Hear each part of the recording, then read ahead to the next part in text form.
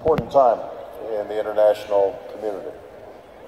If you think about what occurred, I was born in 1961, which I know that makes me seem very old to many of you. But in history, that's actually not a very long time. And when I was born, Berlin was divided. The Iron Curtain was up. Apartheid still reigned in South Africa. Dictatorships were the norm in large portions of the world.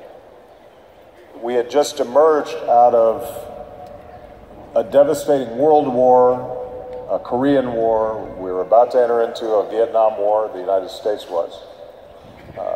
Countries were still emerging from colonialism. And because I think of a set of ideals and principles, rule of law, the dignity of individuals, freedom of religion, freedom of the press, a liberal market-based economy, because of these principles that in fits and starts, Europe and the United States and other countries joined together to try to promote and spread, we saw incredible progress.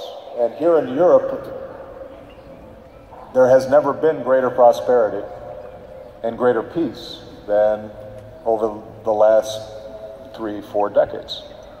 That's an amazing achievement. And I think sometimes young people take it for granted.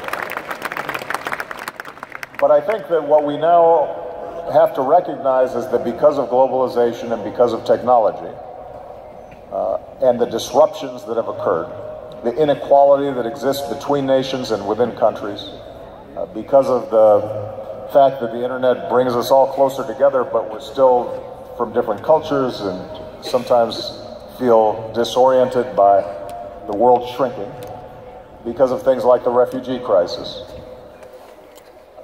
that this order that has been created has to be changed, it has to be updated, it has to be continually renewed, because there's a competing narrative of fear and xenophobia and nationalism and intolerance and anti-democratic trends.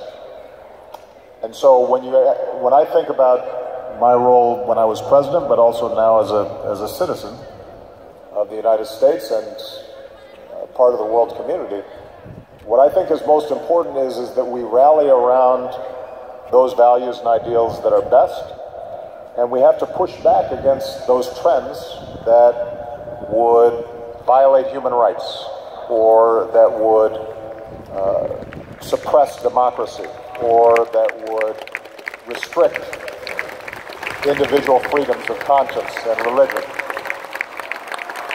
And that is going to be a significant battle that we have to fight. All of us have to be a part of.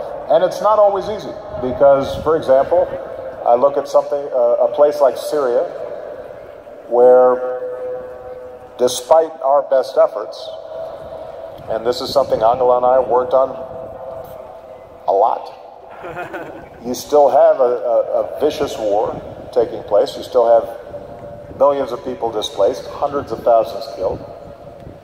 And